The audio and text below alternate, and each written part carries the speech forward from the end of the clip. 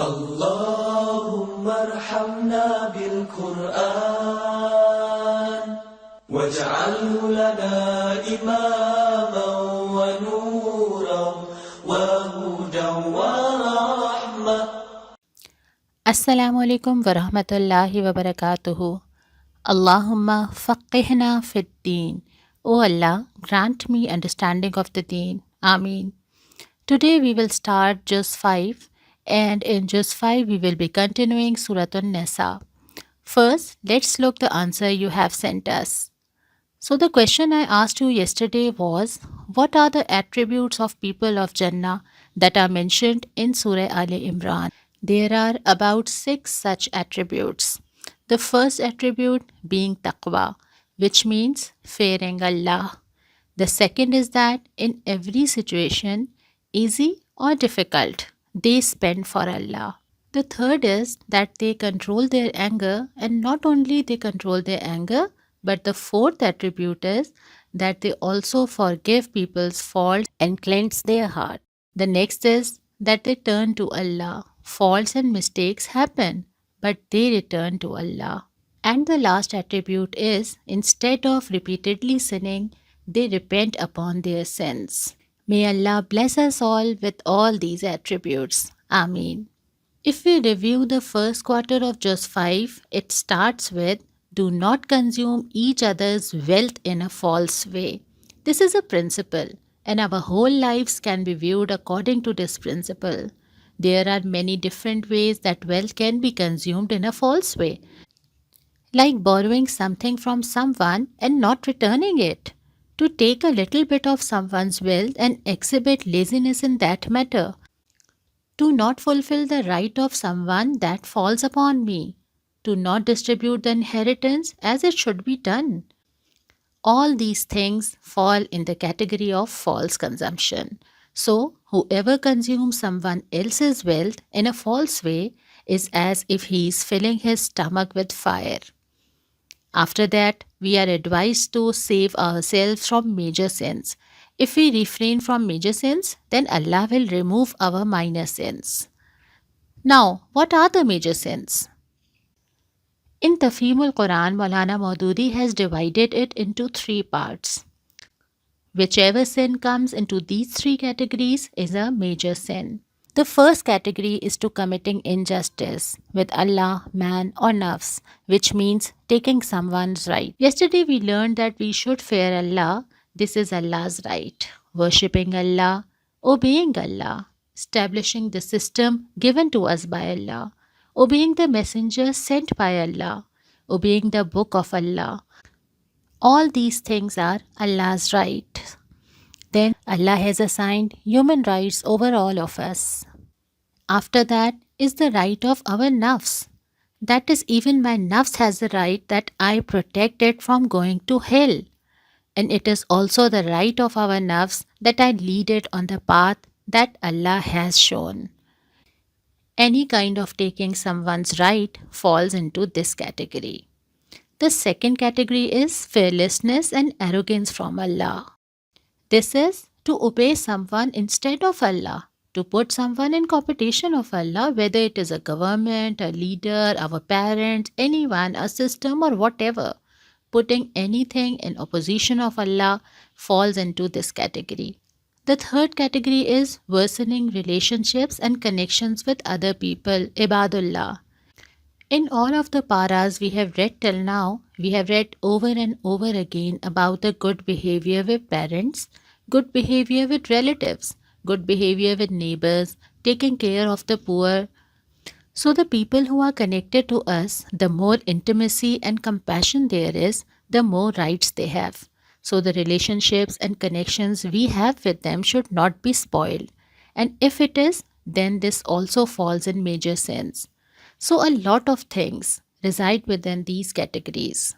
And all these 3 categories are very important to avoid. After that, it is mentioned that men are qawwam over women.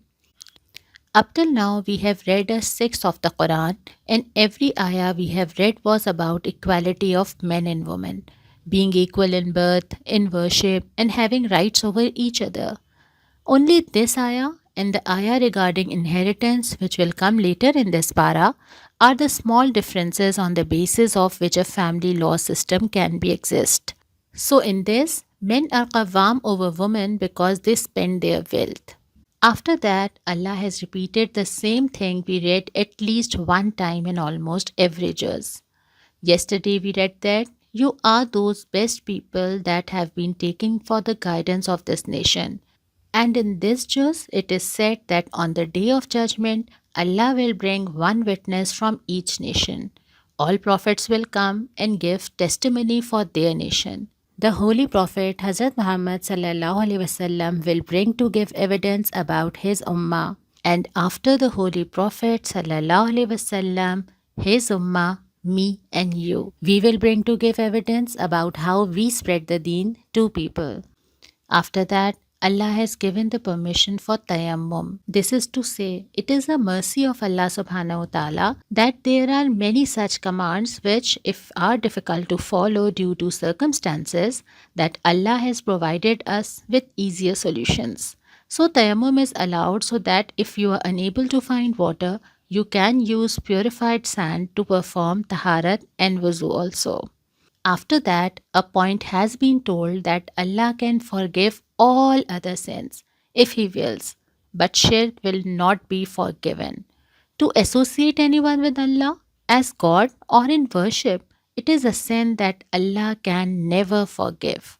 However, Allah forgives other sins that are committed if He wills. Now let's move on to the second quarter of Juz 5, which starts by saying that any human who implements Allah's ayahs, ignores it, or regards it, he will find the result of those actions on the day of judgment. Those who will walk on Allah's path, the finest abode, Jannat is ready for them. And these very ayahs of the Quran will be helpful for them over there. And those people who ignored these ayahs in their lives or didn't take action upon them, they will be questionable in front of Allah for it. Quran itself says that the ayahs of the Quran will be witnesses for a person or against the person. Then Muslims have been addressed and told to deliver trust only to those worthy of it. What thing do you think we should consider carefully before trusting someone? When we use the word amanat, usually we think of it as something valuable item we've asked someone to safekeep, like jewelry. Not only this, but every precious thing of ours that we trust someone to safekeep for us is amanat. For example, if a husband wants decent upbringing for his children or wants safety of his house, then at the time of marriage, he'll also have to consider whether the bride is capable or ameen of this. Does she have those skills and sense of responsibility in her? Like this, in the whole country, when you choose someone and vote for them and expect that they will form an Islamic state with responsibility, then it's your own responsibility that you carefully consider whether he has those skills or not before voting. You should also consider that is he really God fearing? Will his priority be that he runs the country according to Allah's will? When in everyday life we think about trusting someone over the smallest things, then in such huge matters we should carefully consider it as well. The next ayah highlights the fundamental points of an Islamic state. Wherever in the world any government is formed, political system, financial system, judicial system, all of their base should be on this ayah. That in every situation, the first thing to be considered is what the command of Allah and His Rasul sallallahu alaihi wasallam is, and to follow these commands. No one can make a system that doesn't follow those commands. Muslims are further required to obey fellow Muslims in authority, but this obedience is subordinate to obedience to Allah and the Prophet sallallahu alaihi wasallam. Those invested with authority include all those entrusted with directing Muslims in common concerns. For example, intellectuals, political leaders, administrative officials, judges, etc. This point is also part of Pakistan's constitution as Qaraardad-e-Maqasid as well. For this very reason, no law can be made against Quran or Sunnah in this country. It's another thing that how much we actually follow those laws. Quran has very clearly given us guidelines on this matter. Afterwards, those people have been mentioned who claim themselves to be Muslim, but they consult Taghoot for guidance on every matter. When we read the word Taghoot, the word Shaitan automatically appears in our mind. But when you read the Quran, then we find various meanings for Taghoot. Anything that man follows other than Allah is considered as Taghoot, whether it is a person, a system, a ruler, parents, relatives, even sometimes ourselves too. There's a certain Taghoot for every person. That Taghoot differs from me and differs for you. We worship many others instead of Allah. Sometimes, while worshipping someone, we unintentionally replace them for God.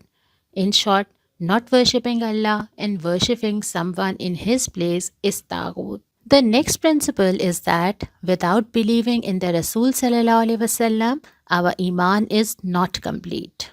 We should believe as well as follow and not to have any hesitation while following. After these principles, the second ruba ends. In the third ruba, there's guidelines on handling munafiqeen. We have read about this in Surah Baqarah as well. Following this is guidance on how to compensate after killing someone. Next is mentioned that people who do jihad for Allah and those who don't are not equal. Those who take out time for Allah take out part of their wealth. His value exceeds the value of those who don't. The more the person invests, the more value he gains. After this, there's two important indictments, both regarding Salah.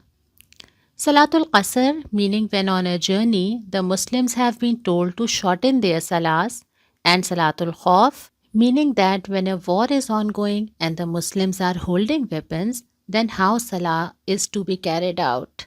Moving on to the fourth ruba.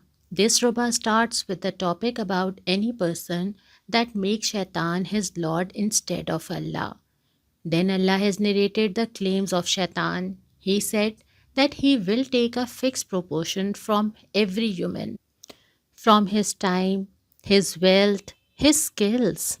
Now we have to think that all of these mentioned things, where are they being spent? In the way of Allah or in the way of Shaitan?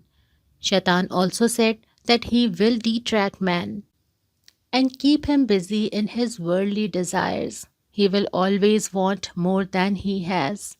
The same thing happens to us. We always have new wishes, new hopes ongoing in our minds. According to Hadith, man will reach his deathbed with all these desires and still not have fulfilled them. The next thing Shaitan said was a norm of those times. He claimed that he would tear the ears of animals, and this was an ongoing thing at that time. And the last thing he claimed was that men would try to change the structure of Allah's creations. This includes both things, to ruin the structure and to use something for a purpose it's not meant for. The things that men were created to do, their structure were made on that basis. And the things women were created to do, their structure was made on that basis. To meddle with these is not acceptable. Now begins the topic of marriage. A lesson is presented that a person's nafs make him selfish. It always teaches him to only think about himself, what's more benefiting for him, what others should do for him, what favors he should get. If every person thinks like this, then no relation can be formed. For this reason, if any human wants to form a relation and keep it strong, then two things are necessary. First, taqwa, meaning being God-fearing in every matter and judge every situation with the thoughts that he is answerable to Allah and accountable for his every action. Another important point to strengthen a relationship is ihsan. Ihsan means to stop competing with others, to keep expectations low for others and exceed the expectation of others. If we keep judging people and ruin our relationships because they could not meet our expectations, then society will crumble. Then comes the saying, no relationship can be healthy without ihsan, taqwa, love and selflessness. This is the basic point that Allah has continuously mentioned. In the whole Quran, Allah has given laws, has kept penalties, But above all, the most important thing is taqwa. Otherwise, everything will be written but not implemented. And this is what's happening with us. In the end, Allah has said to Muslims, stand out firmly for justice as witnesses to Allah, even as against yourselves or your parents or your kin, whether it be against rich or poor. After this, we are also warned, follow not the lust of your hearts. We have been advised to keep a balanced way in our daily lives and everything around us. The answer you will send me today will be of this question: what is meant by Taghoot, and what things do you think we worship as Taghoot in our lives? You will all answer this regarding your own lives, not collectively. And today's dua is from Surah Al Imran 194. There are many duas on this page. ربنا فاغفر لنا ذنوبنا وكفر عنا سيئاتنا وتوفنا مع الأبرار.